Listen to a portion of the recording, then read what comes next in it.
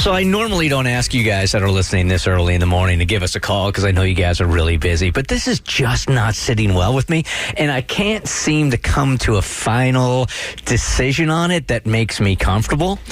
If you are a step parent, do you refer to the child that is now in your home as yours, or do you consistently refer to it as your wife's, husband's, could be girlfriend's, boyfriend's, son or daughter?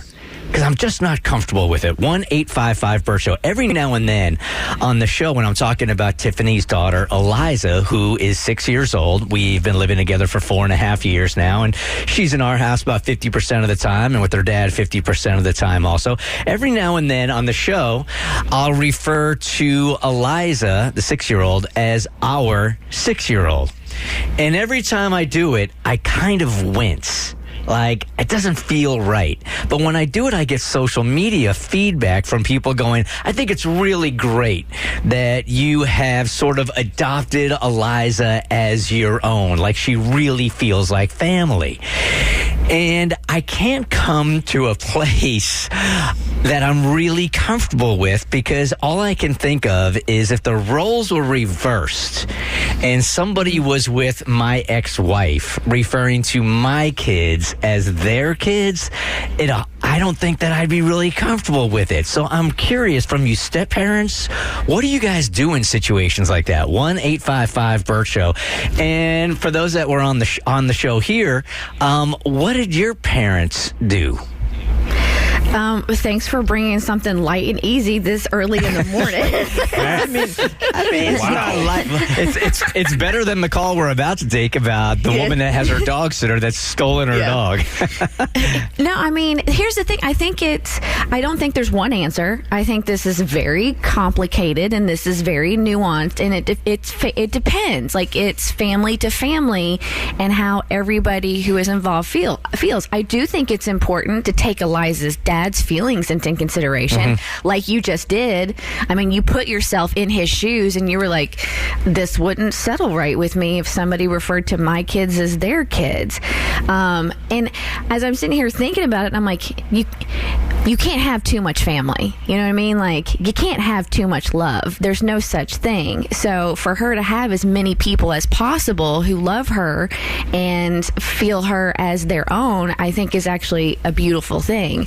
But at the end of the day, I would defer to her dad and try to respect his feelings on the matter. Yeah, and don't get me wrong, he's a great dad. He's in the picture, he's involved. Like, if he was never involved or anything like that, didn't have anything to do with her, I'd feel much differently about it. I'd be like, that's mine. But it's not like that at all. Hey, Megan, good morning. You're part of the Bert Show. Hi. Good morning. I agree with Kristen. You can never really have too much love. You can never have too much family. My husband and I have been married for 9 years, and his kids have lived with us for going on 5 years now. It took a while, but they are my kids. I still refer to them. I still defer to him and their mom, but they are my kids. They live with me. I am a parent to them. It's like I said, it took a while, but they're mine. So you will say our 10-year-old, our 12-year-old, whatever it is. Yeah. Okay, thank you. Davi?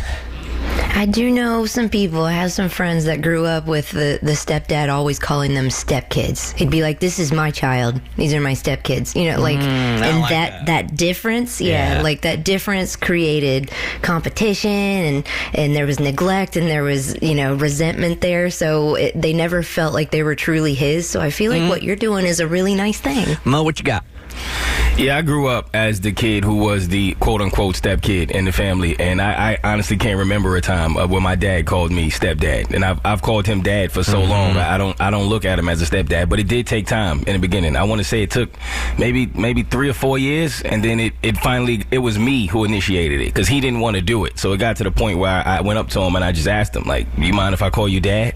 And he was like, it's the best moment of my life. And then I called him dad. Yeah. Wait, how old were you when you did that? I was probably 9, 10. Oh, it's so cute. Good morning, James. You're on the Bert Show. Hi.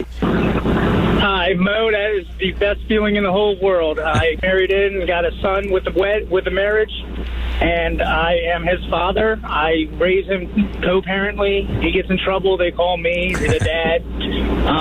His father is in and out of the picture, but I didn't push the issue with him. I let him come to terms and come to me and say, do you mind if I call you Dad? You've done everything for me, and it was the best feeling in the world, and it's the greatest son I've ever had. James, I appreciate you calling. Thank you, man. Thank you. Good stuff. The Bert Show.